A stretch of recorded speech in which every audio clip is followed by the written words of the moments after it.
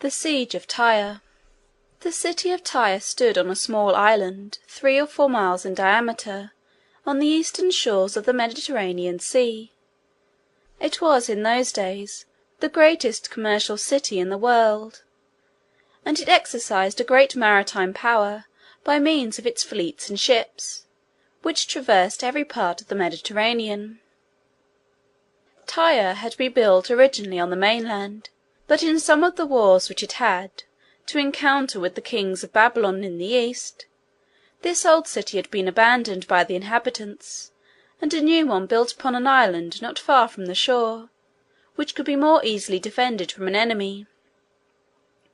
The old city had gone to ruin, and its place was occupied by old walls, fallen towers, stones, columns, arches, and other remains of the ancient magnificence of the place.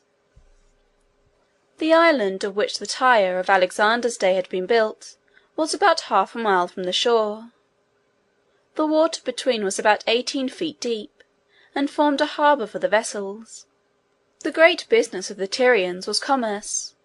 They bought and sold merchandise in all the ports of the Mediterranean Sea, and transported it by their merchant vessels to and fro. They had also fleets of war galleys, which they used to protect their interests on the high seas, and in the various ports which their merchant vessels visited. They were thus wealthy and powerful, and yet they lived shut up upon their little island, and were almost entirely independent of the mainland. The city itself, however, though contracted in extent on account of the small dimensions of the island, was very compactly built and strongly fortified, and it contained a vast number of stately and magnificent edifices, which were filled with stores of wealth that had been accumulated by the mercantile enterprise and thrift of many generations. Extravagant stories are told by the historians and geographers of those days, in respect to the scale on which the structures of Tyre were built. It was said, for instance, that the walls were 150 feet high. It is true that the walls rose directly from the surface of the water, and of course a considerable part of their elevation was required to bring them up to the level of the surface of the land, and then, in addition to this, they had to be carried up the whole ordinary height of a city wall, to afford the usual protection to the edifices and dwellings within. There might have been some places where the walls themselves, or structures connected with them, were carried up to the elevation above named, though it is scarcely to be supposed that such could have been their ordinary dimensions. At any rate, Tyre was a very wealthy and magnificent and powerful city, intent on its commercial operations, and well furnished with means of protecting them at sea, but feeling little interest and taking little part in the contentions continually arising among the rival powers which had possession of the land. Their policy was to retain their independence, and yet to keep on good terms with all other powers, so that their commercial intercourse with the ports of all nations might go on undisturbed. It was of course a very serious question with Alexander, as his route now lay through Phoenicia, and in the neighbourhood of Tyre, what he should do in respect to such a port. He did not like to leave it behind him and proceed to the eastward, for, in case of any reverses happening to him, the Tyrians would be very likely to act decidedly against him, and their power on the Mediterranean would enable them to act very efficiently against him on all the coasts of Greece and Asia Minor. On the other hand, it seemed a desperate undertaking to attack the city. He had none but land forces, and the island was half a mile from the shore. Besides its enormous walls, rising perpendicularly out of the water, it was defended by ships well armed and manned. It was not possible to surround the city and starve it into submission, as the inhabitants had wealth to buy and ships to bring in any quantity of provisions and stores by sea. Alexander, however, determined not to follow Darius towards the east, and to leave such a stronghold as this behind him. The Tyrians wished to avoid a quarrel if it were possible. They sent complimentary messages to Alexander, congratulating him on his conquests, and disavowing all feelings of hostility to him. They also sent him a golden crown, as many of the other states of Asia had done, in token of their yielding a general submission to his authority. Alexander returned very gracious replies, and expressed to them his intention of coming to Tyre for the purpose of offering sacrifices, as he said, to Hercules. The Tyrians knew that wherever Alexander went, he went at the head of his army, and his coming into Tyre at all implied necessarily his taking military possession of it. They thought it might perhaps be somewhat difficult to dispossess such a visitor after he should once get installed in their castles and palaces. So they sent him word that it would not be in their power to receive him in the city itself, but that he could offer the sacrifice which he intended on the mainland, as there was a temple sacred to Hercules among the ruins there. Alexander then called a council of his officers, and stated to them his views. He said that on reflecting fully upon the subject, he had come to the conclusion that it was best to postpone pushing his expedition forward into the heart of Persia, until he should have subdued Tyre completely, and made himself master of the Mediterranean Sea. He said also that he should take possession of Egypt before turning his arms towards the forces that Darius was gathering against him in the east. The generals of the army concurred in this opinion, and Alexander advanced toward Tyre. The Tyrians prepared for their defence.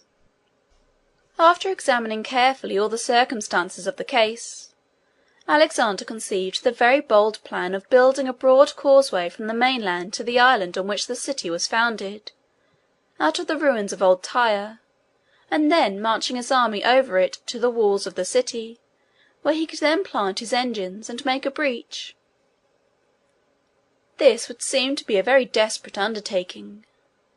It is true the stones remaining on the site of the old city afforded sufficient materials for the construction of the pier, but then the work must go on against a tremendous opposition, both from the walls of the city itself and from the Tyrian ships in the harbour.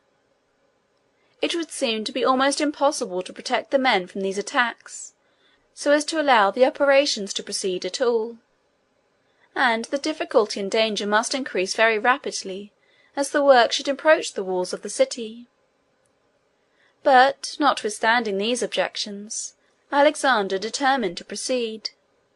Tyre must be taken, and this was obviously the only possible mode of taking it. The soldiers advanced to undertake the work with great readiness.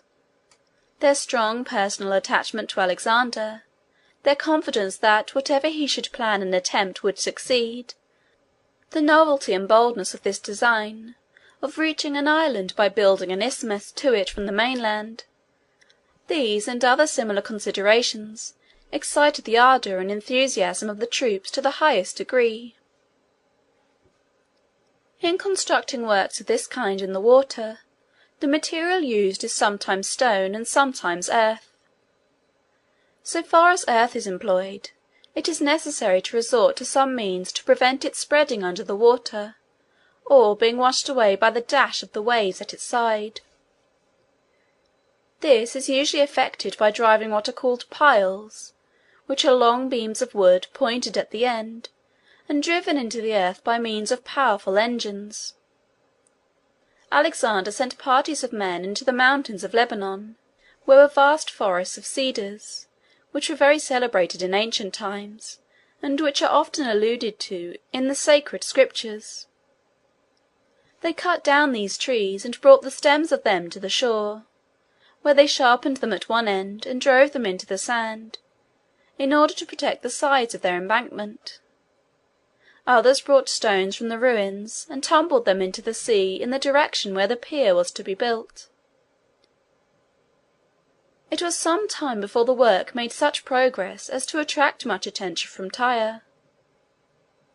At length, however, when the people of the city saw it gradually increasing in size, and advancing toward them, they concluded that they must engage in earnest in the work of arresting its progress. They accordingly constructed engines on the walls to throw heavy darts and stones over the water to the men upon the pier.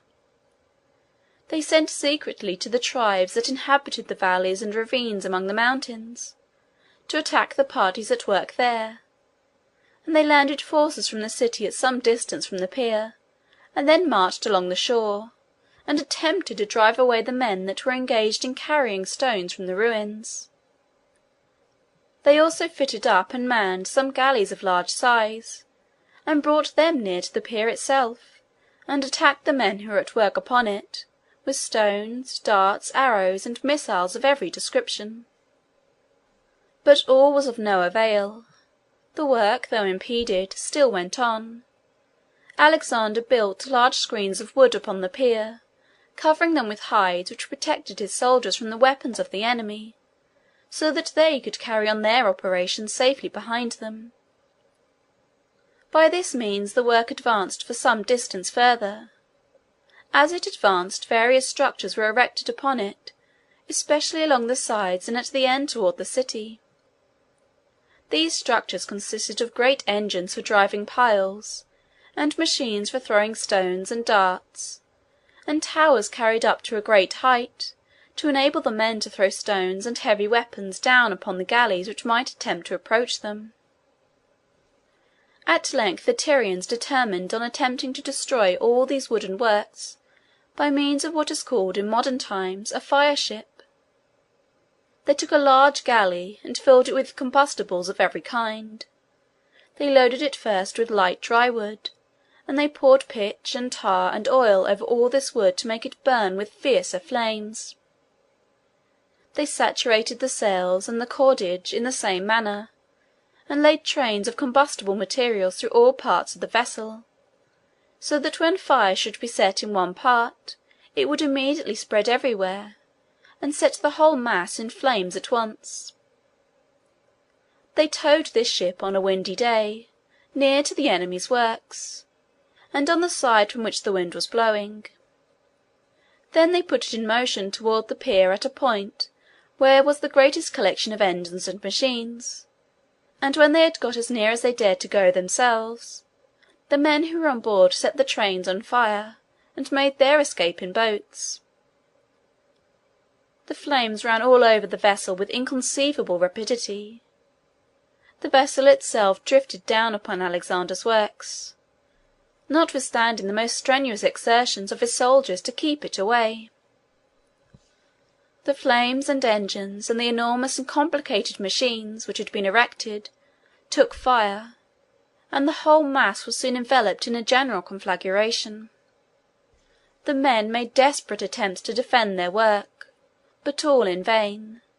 Some were killed by arrows and darts, some were burned to death, and others in the confusion fell into the sea.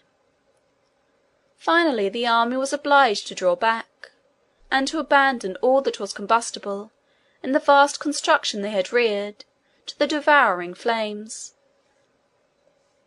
Not long after this, the sea itself came to the aid of the Tyrians. There was a storm, and, as a consequence of it, a heavy swell rolled in from the offing, which soon undermined and washed away a large part of the pier. The effects of a heavy sea on the most massive and substantial structures, when they are fairly exposed to its impulse, are far greater than will be conceived possible by those who had not witnessed them. The most ponderous stones are removed, the strongest fastenings are torn asunder, and embankments the most compact and solid are undermined and washed away. The storm in this case destroyed in a few hours the work of many months, while the army of Alexander looked on from the shore, witnessing its ravages in dismay. When the storm was over, and the first shock of chagrin and disappointment had passed from the minds of the men, Alexander prepared to resume the work with fresh vigour and energy. The men commenced repairing the pier and widening it, so as to increase its strength and capacity. They dragged whole trees to the edges of it, and sunk them, branches and all, to the bottom, to form a sort of platform there to prevent the stones from sinking into the slime.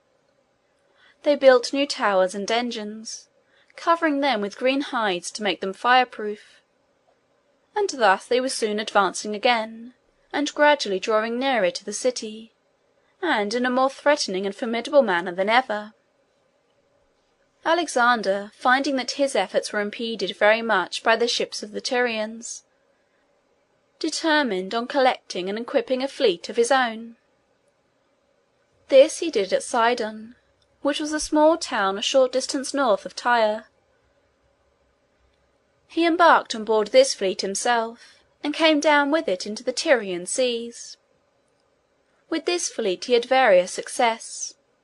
He chained many of the ships together, two and two, at a little distance apart, covering the enclosed space with a platform on which the soldiers could stand to fight. The men also erected engines on these platforms to attack the city. These engines were of various kinds. There was what they called the battering ram, which was a long and very heavy beam of wood, headed with iron or brass.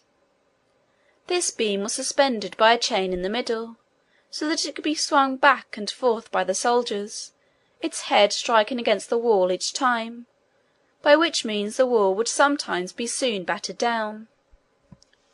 They had also machines for throwing great stones, or beams of wood, by means of the elastic force of strong bars of wood, or of steel, or that of twisted rope. The part of the machine upon which the stone was placed would be drawn back by the united strength of many of the soldiers, and then, as it recovered itself when released, the stone would be thrown off into the air with prodigious velocity and force. Alexander's double galleys answered very well as long as the water was smooth, but sometimes when they were caught out in a swell, the rolling of the waves would rack and twist them so as to tear the platforms asunder and sink the men into the sea. The difficulties, unexpected and formidable, were continually arising.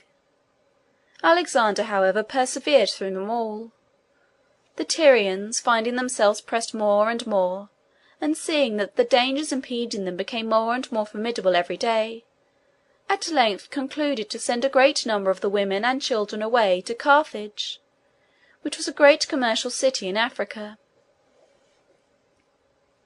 They were determined not to submit to Alexander, but to carry their resistance to the very last extremity. And as the closing scenes of a siege, especially at the places at last taken by storm, are beyond description, they wished to save their wives and daughters and hapless babes from having to witness them. In the meantime, as the siege advanced, the parties became more and more incensed against each other. They treated the captives which they took on either side with greater and greater cruelty, each thinking that they were only retaliating worse injuries from the other. The Macedonians approached nearer and nearer. The resources of the unhappy city were gradually cut off and its strength worn away. The enemies approached nearer and nearer to the walls, until the battering rams bore directly upon them, and breaches began to be made. At length one great breach on the southern side was found to be practicable, as they call it. Alexander began to prepare for the final assault, and the Tyrians saw before them the horrible prospect of being taken by storm. Still they would not submit. Submission would now have done but little good, though it might have saved some from the final horrors of the scene. Alexander had become greatly exasperated by the long resistance which the Tyrians had made. They probably could not now have averted destruction, but they might, perhaps, have prevented its coming upon them in so terrible a shape as the irruption of 30,000 frantic and infuriated soldiers through the breaches in their walls to take their city by storm. The breach by which Alexander proposed to force his entrance was on the southern side. He prepared a number of ships, with platforms raised upon them in such a manner that, on getting near the walls, they could be let down, and form a sort of bridge, over which the men could pass to the broken fragments of the wall, and thence ascend the breach above. The plan succeeded. The ships advanced to the proposed place of landing, the bridges were let down, the men crowded over them to the foot of the wall. They clambered up through the breach to the battlements above, although the Tyrians thronged the passage and made the most desperate resistance. Hundreds were killed by darts and arrows and falling stones, and their bodies tumbled into the sea. The others, paying no attention to their falling comrades, and drowning the horrid screams of the crushed and the dying with their own frantic shouts of rage and fury, pressed on up the broken wall, till they reached the battlements above. The vast throng then rolled along upon the top of the wall, till they came to the stairways and slopes by which they could descend into the city, and pouring down through all these avenues, they spread over the streets and satiated the hatred and rage which had been gathering strength for 7 long months, in bursting into houses, and killing and destroying all that came in their way. Thus the city was stormed. After the soldiers were weary with the work of slaughtering the wretched inhabitants of the city, they found that many still remained alive, and Alexander tarnished the character for generosity and forbearance for which he had thus far been distinguished, by the cruelty with which he treated them. Some were executed, some thrown into the sea, and it is even said that 2,000 were crucified along the sea shore. This may mean that their bodies were placed upon crosses after life had been destroyed by some more humane method than crucifixion. At any rate, we find frequent indications from this time that prosperity and power were beginning to exert their usual and unfavourable influence upon Alexander's character. He became haughty, imperious, and cruel. He lost the modesty and gentleness which seemed to characterize him in the earlier part of his life, and began to assume the moral character, as well as perform the exploits, of a military hero. A good illustration of this is afforded by the answer that he sent to Darius about the time of the storming of Tyre, in reply to a second communication which he had received from him proposing terms of peace. Darius offered him a very large sum of money for the ransom of his mother, wife, and child, and agreed to give up to him all the country he had conquered, including the whole territory west of the Euphrates. He also offered him his daughter Statira in marriage. He recommended to him to accept these terms, and be content with the possessions he had already acquired; that he could not expect to succeed, if he should try, in crossing the mighty rivers of the East, which were in the way of his march toward the Persian dominions. Alexander replied that if he wished to marry his daughter, he could do it without his consent. As to the ransom, he was not in want of money. In respect to Darius's offering to give him up all the west of the Euphrates, it was absurd for a man to speak of giving what was no longer his own; that he had crossed too many seas in his military expeditions, since he left Macedon, to feel any concern about the rivers that he might find in his way, and that he should continue to pursue Darius wherever he might retreat in search of safety and protection, and he had no fear but that he should find and conquer him at last. It was a harsh and cruel message to send to the unhappy monarch whom he had already so greatly injured. Parmenio advised him to accept Darius's offer. "I would," said he, "if I were Alexander." "Yes," said Alexander, "and so would I, if I were Parmenio."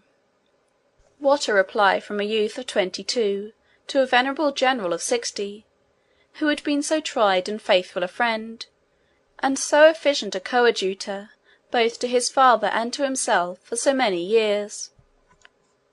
The siege and storming of Tyre has always been considered one of the greatest of Alexander's exploits. The boldness, the perseverance, the indomitable energy which he himself and all his army manifested during the 7 months of their Herculean toil attracted the admiration of the world. and yet we find our feelings of sympathy for his character and interest in his fate somewhat alienated by the indications of pride, imperiousness, and cruelty which began to appear. While he rises in our estimation as a military hero, he begins to sink somewhat as a man. And yet the change was not sudden. He bore during the siege his part in the privations and difficulty which the soldiers had to endure, and the dangers to which they had to be exposed he was always willing to share. One night he was out with a party upon the mountains. Among his few immediate attendants was Lysimachus, one of his former teachers, who always loved to accompany him at such times. Lysimachus was advanced in life and somewhat infirm, and consequently could not keep up with the rest in the march. Alexander remained with Lysimachus, and ordered the rest to go on. The road at length became so rugged that they had to dismount from their horses and walk. Finally they lost their way, and found themselves obliged to stop for the night. They had no fire. They saw, however, at a distance, some campfire blazing which belonged to the barbarian tribes against whom the expedition was directed. Alexander went to the nearest one. There were 2 men lying by it, who had been stationed to take care of it. He advanced stealthily to them, and killed them both, probably while they were asleep. He then took a brand from their fire, carried it back to his own encampment, where he made a blazing fire for himself and Lysimachus, and they passed the night in comfort and safety. Each reader must judge for himself. One thing is certain, however, that there are many military heroes of whom such stories would not be even fabricated. Chapter 8